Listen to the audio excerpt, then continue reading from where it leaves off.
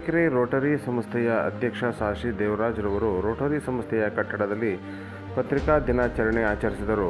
Prajavani ವರದಿಗಾರರಾಗಿದ್ದ AV. Sridharamurthy ಸ್ಮರಣೆ ಸಮಾರಂಭ ಮಾಡಿದರು. ಪ್ರಾಸ್ತಾವಿಕ ನುಡಿಯನ್ನು ರೋಟರಿ ಸಂಸ್ಥೆಯ ಖಜಾಂಚಿ ಪತ್ರಕರ್ತ ಸಾಹಿತಿಯಾಗಿರುವ ಎಲ್ಯಾನ್ಸ್ ಪ್ರಸಾದ್ ರವರು ಪತ್ರಕರ್ತರ ಬಗ್ಗೆ ಪತ್ರಿಕಾರಂಗ ಯಾವ ರೀತಿ ಇರಬೇಕು, ತನಿಖಾ ವರದಿಗಳ ವರದಿಯಿಂದ ಸಮಾಜ ಬದಲಾಯಿಸಬಹುದಾಗಿದೆ ಎಂದು ನುಡಿದರು. ವಿಜಯವಾಣಿ ಪತ್ರಿಕೆಯ ವರದಿಗಾರ ತರಣೀಶ್ ಪತ್ರಿಕಾರಂಗದ ಅನುಭವವನ್ನು ತಿಳಿಸಿದರು.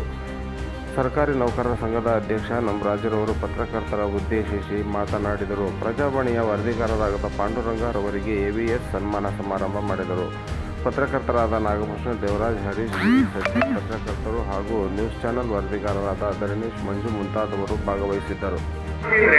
ನಮ್ಮ ಮನೆಯವರು ನಮ್ಮ ಮಗಳು ಡೆಲಿವರಿ ಆಗಿದ್ದಾರೆ, ನಾನು ತಿಂಗಳಲ್ಲಿದ್ದೀನಿ. ಅವತ್ತು ಏನೋ ಒಂದು ತುರುವೇಕೆರೆ ನಡೆದಿದೆ.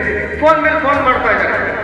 ಎಂಥ ಪರಿಸ್ಥಿತಿ, ನಾನು ಒಂದು ತಿಂಗಳಲ್ಲಿದ್ದೀನಿ, ನನ್ನ ಮಗಳು ಡೆಲಿವರಿ, ನಮ್ಮ ಮಗಳು ಹುಟ್ಟಿದ್ದಾಳೆ. ಆ ಕ್ಷಣ ನನಗೆ ಸಂತೋಷದ ಕ್ಷಣದಲ್ಲಿದ್ದೀನಿ. ನಾನು ಪತ್ರಿಕೆಯಿಂದ ಫೋನ್ ಮಾಡ್ತಾ ಇದ್ದಾರೆ, ಎಲ್ರಿ ಅದು ಸುದ್ದಿ ಬಂದಿಲ್ಲ, ಸುದ್ದಿ ಇಷ್ಟು ರಾತ್ರಿ 9 ಗಂಟೆ ಏನು ಮಾಡ್ಬೇಕು. ತಿರ್ಗಾ ಆಮೇಲೆ ಸತ್ಯಣ್ಣ ಫೋನ್ ಮಾಡಿದೆ, ಸ್ವಾಮಿಗಳು ಫೋನ್ ಮಾಡಿದೆ, ಮತ್ತೆ ನಾಗೇಶ್ವರ ಸರ್ ಫೋನ್ ಮಾಡಿದೆ, ಮಲ್ಲಿಕಂಡು ಫೋನ್ ಮಾಡಿದೆ. ಇದೇನು ಸರ್ ಇದು ಸುದ್ದಿ ಯಾವ ಇದಾಗಿದೆ ನೋಡಿ ಸರ್. ತಿರ್ಗಾ ಆಮೇಲೆ ಅವರೆಲ್ಲ ಸರ್ಕಾರದಿಂದ ಮೇಲ್ಗೆ ಹಾಕಿದ್ರು. ಅವಾಗ ಮೊಬೈಲ್ ಇಲ್ಲ, ಇದ್ಯಾವುದು ನಮ್ಮದು ಆಂಡ್ರಾಯ್ಡ್ ಮೊಬೈಲ್ ಇಲ್ಲ, ಬರೀ ಕೀಪ್ಯಾಡ್ ಮೊಬೈಲ್.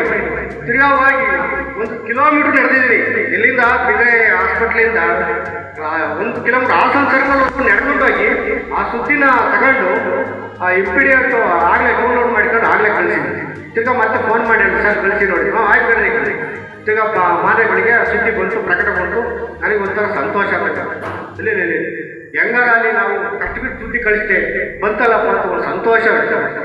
ಅದೇ ರೀತಿ ನಾನು ಸುಮಾರು ಒಂದು ಇಲ್ಲಿ ಗುಣಿಕೆರೆಗಿಂತ ಇದಿದೆ ದೇವಸ್ಥಾನ, ಒಂದು ಭ್ರಷ್ಟಾಚಾರ ಮುಕ್ತವಾದಂಥ ಒಂದು ಸಮಾಜವನ್ನು ನಿರ್ಮಾಣ ಮಾಡಬೇಕಾಗಿದೆ ನಾವು. ಸೊ ಅದಕ್ಕೆ ಪತ್ರಕರ್ತರ ಪಾತ್ರ ತುಂಬಾ ಅಗತ್ಯ ಇದೆ. ಅಂದ್ರೆ ನಾವು ತನಿಖಾ ವರದಿಗಳನ್ನ ಮಾಡಬೇಕಾಗಿದೆ.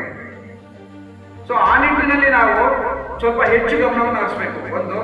ಎರಡನೇದು, ಗ್ರಾಮೀಣ ಪ್ರದೇಶಕ್ಕೆ ನಾವು ರೀಚ್ ಆಗ್ತಕ್ಕಂಥದ್ದು. ಸೊ ಎಲ್ಲೆಲ್ಲಿ ಒಂದು ಕೊರತೆಗಳಿದೆ, ಸೊ ಅದನ್ನು ಯಾವ ರೀತಿಯಲ್ಲಿ ನಾವು ನಿರ್ಮಿಸ್ತೀವಿ. ಸೊ ಅದಕ್ಕೆ ನಮಗೆ ರೈಟ್ ಟು ಇನ್ಫಾರ್ಮೇಶನ್ ಆಗ್ತಿದೆ.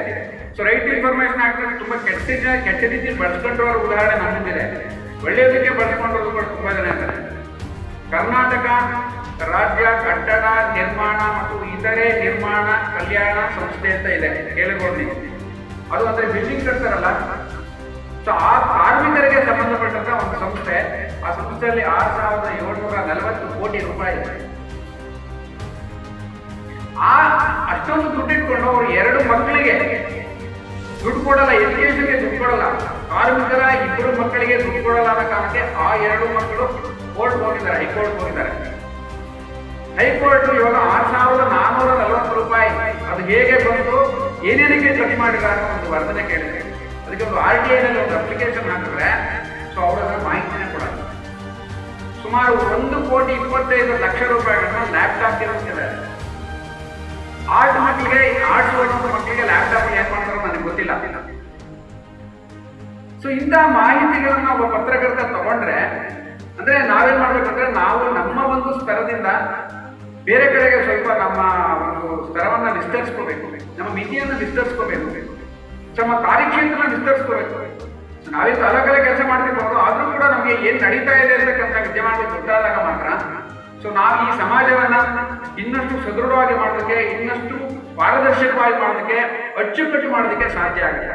ಸೊ ಹಾಗೇನೆ ಒಂದಿಷ್ಟು ನಮ್ಮ ಕೃಷಿಗೆ ಸಂಬಂಧಪಟ್ಟಂತ ಚಟುವಟಿಕೆಗಳಿಗೆ ಏನಿದೆ ಆ ಕಡೆ ನಾವು ಹೆಚ್ಚು ಒಂದು ಗಮನವನ್ನು ಕೊಡಬೇಕಾಗುತ್ತೆ. ಸೊ ಆ ನಿಟ್ಟಿನಲ್ಲಿ ನಿಮಗೆ ಗೊತ್ತಿರ್ಬೋದು, ಸಾಯಿನಾಥ್ ಅಂತ ಅವರ ಒಂದು ಒಳ್ಳೆ ಪುಸ್ತಕ ಇದೆ, ಎವ್ರಿವನ್ ಲವ್ಸ್ ಎ ಗುಡ್ ಪ್ರಾರ್ಥನೆ. ಪ್ರತಿಯೊಬ್ಬರು ಒಂದು ಒಳ್ಳೆಯ ಬರಗಾಲವನ್ನು ಪ್ರೀತಿ ಮಾಡ್ತಾರೆ. ಎಷ್ಟು ಮಟ್ಟಿಗೆ ಇಂಡಿಯಾ ದೇಶದಲ್ಲಿ ಒಂದು ಬರಗಾಲ ಬಂದರೆ ರಾಜಕೀಯದವರನ್ನು ದುರುಪಯೋಗ ಮಾಡ್ತಾರೆ ಅಂತಕ್ಕಂಥದ್ದು ಅಲ್ಲಿದೆ. ಆಮೇಲೆ ಚೈನಾದವರು ಈಗ ಟೈಮ್ಸ್ ಆಫ್ ಇಂಡಿಯಾದಲ್ಲಿ ಕೆಲಸ ಮಾಡಬೇಕಾದ್ರೆ, ಇಂಟರ್ನೆಟ್ ಮಾಡಬೇಕಾದ್ರೆ ಅವರು ಥ್ರೂಔಟ್ ಇಂಡಿಯಾ ಓಡಾಡಿದಂಥ ಒಂದು ಅನುಭವಗಳು ಕೂಡ ಇವಾಗ ಬರ್ತಿದ್ದಾರೆ, ಅದೊಂದು ಪುಸ್ತಕವಾಗಿ ಬಂದಿದೆ.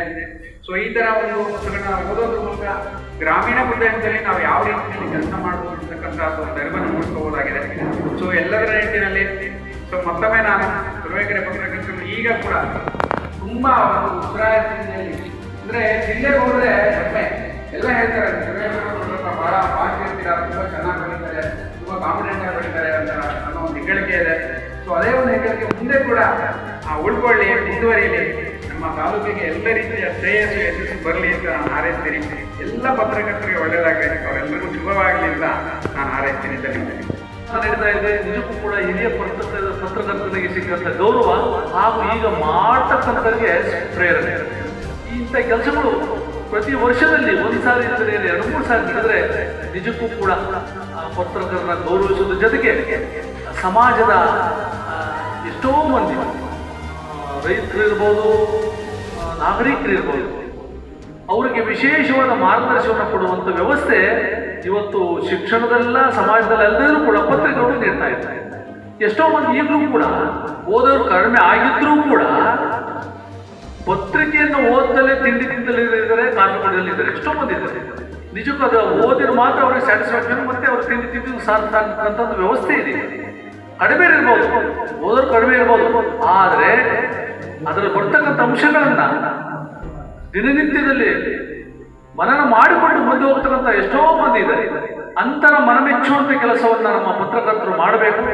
ಜೊತೆಗೆ ವಿಶೇಷವಾಗಿ ರೈತರಿಗೆ ನೀವು ಮಾರ್ಗದರ್ಶನ ಆಗಬೇಕು. ಮುಂದೊಂದು ದಿನಗಳಲ್ಲಿ ಆಹಾರದ ಕೊರತೆ ಈ ನಾಡಿಗಲ್ಲ, ಇಡೀ ಜೀವ ಸಂಕುಲಕ್ಕೆ ತೊಂದರೆ ಆಗದಂತೆ ನೋಡ್ತಕ್ಕಂಥ ಜವಾಬ್ದಾರಿ ನಿಮ್ಮೆಲ್ಲರ ಮುಂದಿದೆ. ಯಾಕೆಂದ್ರೆ ಅವರೇ ಅನ್ನದಾತ್ರಿ ಈ ಪ್ರಪಂಚವನ್ನ ಬದುಕಿಸರು, ಬೆಳೆಸರು. ಆ ನಿಟ್ಟಿನಲ್ಲಿ ಅಂಥವ್ರಿಗೆ ನೀವು ಆಸರೆಯಾಗಿ ಮಾರ್ಗದರ್ಶನ ಆಗಿದ್ದೇ ಆದರೆ ನಿಜಕ್ಕೂ ಕೂಡ ನಿಮ್ಮ ಸೇವೆ ಸಾರ್ಥಕ ಅಂತಕ್ಕಂಥದ್ದು ನಾನು ಈ ಸಂದರ್ಭದಲ್ಲಿ ಹೇಳ್ತೀನಿ.